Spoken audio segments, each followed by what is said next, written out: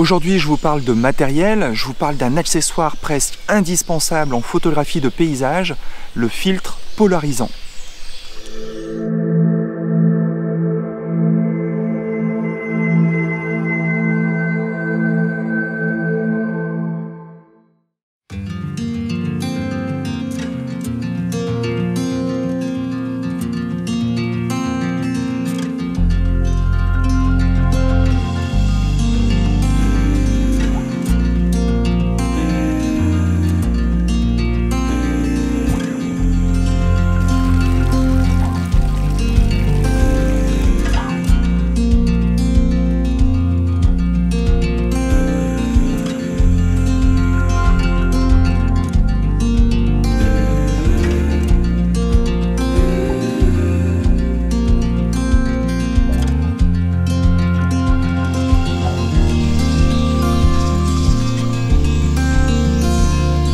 Mais pourquoi est-il presque indispensable en photographie de paysage ce filtre? Eh bien tout simplement parce que dès que vous vous trouvez en présence de l'eau, il va vous permettre de faire des photos différentes. Des photos comme sur des cartes postales, vous savez, c'est lorsque les couleurs sont très profondes et lorsqu'on voit à travers les eaux. Mais il est super important aussi parce que c'est un effet, ce sont des effets que vous ne pouvez pas reproduire en post-traitement.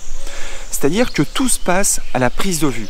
Et là, pour le coup, eh bien, il n'y a que ce filtre qui puisse vous permettre d'obtenir tous ces effets. Mais pour réussir ce genre de photographie, il faut que certaines conditions soient réunies et surtout, il faut savoir l'utiliser.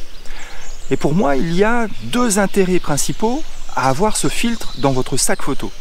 Le premier effet que j'apprécie avec ce filtre, c'est qu'il permet d'augmenter naturellement la saturation des couleurs. Les couleurs deviennent plus pures. Mais ça, c'est à condition d'avoir des filtres d'excellente qualité. Et comme vous le savez peut-être, personnellement, j'utilise les filtres de la marque Nisi, qui me permettent justement d'avoir le meilleur rendu des couleurs sur mes photos. Le deuxième effet, et certainement le plus important, c'est qu'il permet de réduire, voire de couper complètement les reflets à la surface de l'eau. C'est pour ça que je vous en parlais comme d'un accessoire qu'il vous faut dès lors que vous vous trouvez en présence de l'eau. Alors des reflets, il y en a à la surface de l'eau, mais vous le verrez et vous le savez peut-être déjà, des reflets en photographie de paysage, vous en avez presque partout. En fait, dès qu'il y a une surface humide, ça peut être des rochers ou encore des feuilles d'arbres sur lesquelles il y a une fine pellicule d'eau qui reflète la lumière. Il reste cependant une dernière condition pour réussir totalement cet effet. Voilà, pour obtenir le meilleur effet, celui qui coupera le plus les effets sur l'eau, il faut vous trouver dos au soleil. En effet, il faut que la lumière du soleil vienne de derrière vous. C'est à ce moment-là que vous aurez le maximum d'effets avec votre filtre polarisant. Alors maintenant les contreparties, bah oui, parce que vous savez qu'en photographie, comme souvent, c'est une histoire de compromis. Et lorsqu'on a des avantages, eh bien il faut s'attendre aussi à avoir des inconvénients. Et donc il y a des contreparties à utiliser ce filtre polarisant. Pour commencer, les filtres polarisants absorbent de la lumière. J'en avais déjà un peu parlé lors de ma précédente vidéo sur les filtres ND. Et sur certains filtres, cela peut aller jusque 2 stops de réduction de lumière. Donc attendez-vous à devoir augmenter un peu les valeurs d'exposition. Surtout, faites attention à votre vitesse d'obturation si vous voulez figer certains mouvements en dessous de la surface de l'eau, comme les mouvements des poissons par exemple. Ensuite, les filtres polarisants peuvent créer du vignettage. Vous savez, c'est quand des petites taches foncées apparaissent aux extrémités de vos photographies.